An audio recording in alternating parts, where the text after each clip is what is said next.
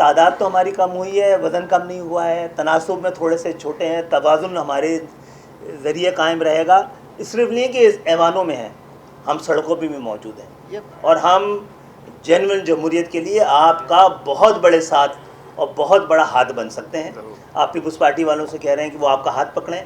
اس وقت ضرورت ہے ان کا آپ گریبان پکڑیں، ان کا آپ گریبان پکڑیں، ان کا آپ گریبان پکڑیں. ہمارے اپنے ووٹ تھوڑے اپنے ووٹ بھی تھے، مگر ان کے ووٹ بہت قیمتی ہیں، ہمارے ووٹ سے بھی زیادہ قیمتی ہم سمجھتے ہیں.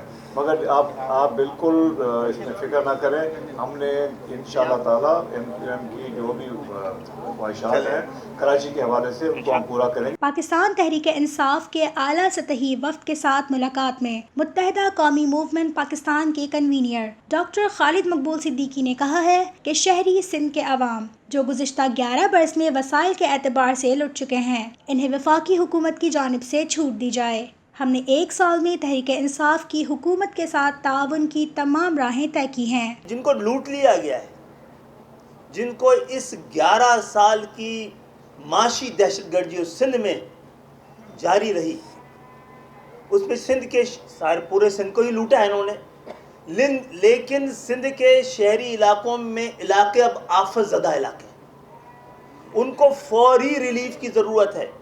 یہ سندھ کے شہری علاقے کچرے کے ڈھیروں میں دھس رہے ہیں. سب لوگ انگلی اٹھاتے ہیں میئر کراچی کے اوپر، جس کے پاس نہ اختیار ہے نہ وسائل ہے.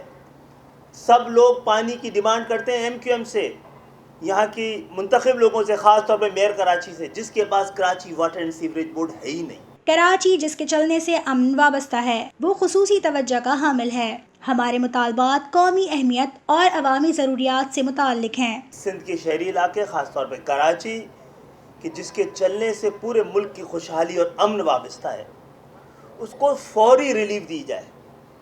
وہ فوری ریلیف کا ہم ابھی بھی وعدہ بھی رکھتے ہیں. ہمارے وہ تمام مطالبے جو ہم نے آپ سے کیے تھے، قومی اہمیت کے تھے، عوامی ضرورت کے تھے، وہ سارے ہمارے مطالبے اب آپ کے وعدے ہیں. اور میں امید کرتا ہوں کہ ہم ساتھ چلیں گے تو سندھ کے شہری علاقوں کا بھی اور سندھ کے دیہی علاقوں کا بھی، دونوں کے حالات بہتر ہوں گے. لیکن ہم تو اب یہ امید قطعی نہیں ہے، کوئی بھی امکان ہمیں نظر نہیں آتا کہ سندھ کی اس کرپٹ حکومت سے اور حکمرانوں سے اور قیادت سے آپ بھلائی کی کوئی توقع رکھیں. انہوں نے کہا کہ 18ویں ترمیم کا مقصد صوبوں کو اختیارات نچلی سطح تک منتقل کرنے تھے، لیکن اس کے برعکس سندھ حکومت نے کرپشن کے ریکارڈ قائم کر دیے. سندھ کے شہری علاقے خاص طور پہ ان کے لیے لوٹ کا مال تھے، جنہوں نے خوب لوٹا ہے. 18ویں ترمیم اس لیے کی گئی تھی کہ ڈیولوشن آف پاور ہو، لیکن 18ویں ترمیم کے ذریعے ایکیومولیشن آف پاور ہوئی ہے. جو آئین کی وہ شقیں جو کہ ڈیولوشن آف پاور کو یقینی بناتی تھیں، آئین کی وہ شقیں جو کہ بلدیاتی اور عوامی اور شہری علاقے اور بلدیاتی حکومتوں کو امپاور کرتی تھیں، اس پہ عمل نہیں ہوتا رہا ہے. پاکستان تحریک انصاف کے وفد کے سربراہ جہانگیر ترین نے کہا کہ سندھ میں تباہی کے مناظر نظر آ رہے ہیں. کراچی شہر تباہ حال ہے، کچرے کے ڈھیر نظر آ رہے ہیں. افسوس ہے کہ 1 سال گزرنے کے بعد اس سندھ حکومت کو شاید تیسری دفعہ حکومت میں آ رہی ہے، اور حالات سندھ کے جو ہیں وہ بدتر سے بدتر ہوتے جا رہے ہیں. آپ کراچی کا حال دیکھ لیں، کچرے کے جو حالات تھے پہلے گندگی کے، وہ بتدریج بڑھتے گئے.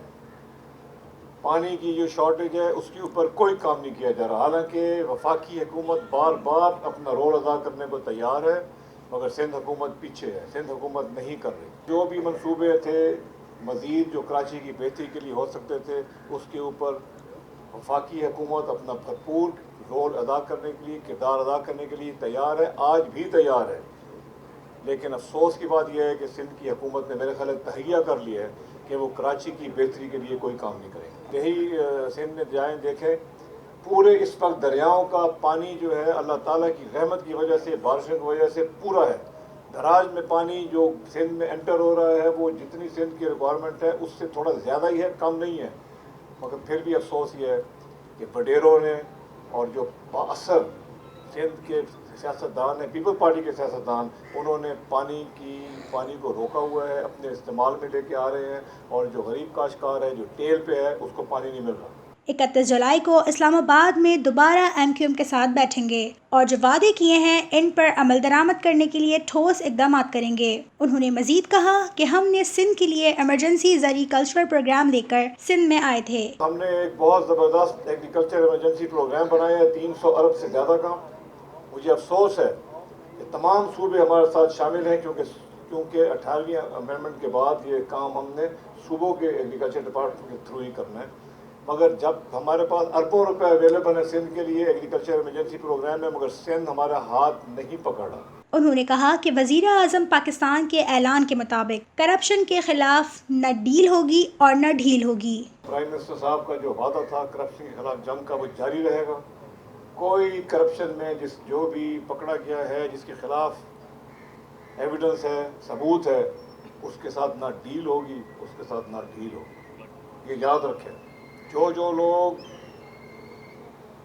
ऐसे अकाउंट से पैसे आज ले चुके हैं जो जाली अकाउंट थे, जिसमें 2 नंबर पैसा गया है, काला पैसा गया है, उनका पूरी तरह से उनके ऊपर केस चलेंगे और जो भी कानून का उनकी रद्द में आएगा वो नहीं छोड़ा जाएगा। हम करप्शन के खिलाफ जंग में, मुल्क में इंसाफ के क़याम के लिए, मुल्क की दौलत को वापस लूटने के लिए, और मुल्क के तमाम, देखिए जमहूरियत उसी वक्त जमहूरियत कहलाएगी जिसके समरात आम पाकिस्तानियों तक पहुँच पाएँ। जब तक इस जमहूरियत को ऐवानों से निकाल कर आम पाकिस्तानी की दहलीज तक नहीं ले जाते, ये जमहूरियत सवालिया निशान रहेगी। फ्यूडो और सूडो डेमोक्रेसी इस मुल्क को कुछ नहीं दे सकती। हम समझते हैं कि सियासी मफादात कभी भी मुल्की मफादात से ऊपर और बालातर नहीं होने चाहिए। हमने कभी वो अपने सियासी मफादात के लिए मुल्की मफादात को एक दूसरी तरफ नहीं रखा है। जो लूटेगा वो नहीं छूटेगा। तो मैं समझता हूँ कि यहाँ एक डिसइंफॉर्मेशन फैलाई जाती है कि फरियाल तालपुर साहिबा कहती हैं कि ढील है और डील है, ना डील है ना ढील है। सिर्फ इंसानी हमदर्दी की वजह से उनको उनके घर में ठहराया जा रहा है कि हमें पता है कि उनके घरेलू हालात में उनको ज़रूरत है। तो वो चाहे कितनी भी मिस डिसइंफॉर्मेशन फैलाती रहे, आवाम को पता होना चाहिए अब वही होगा जो हमारे कप्तान ने कहा, AC भी नहीं लगेगा और शायद बिस्तर भी ना दे, वही सलूक होगा जो बाकी सबके साथ होता है।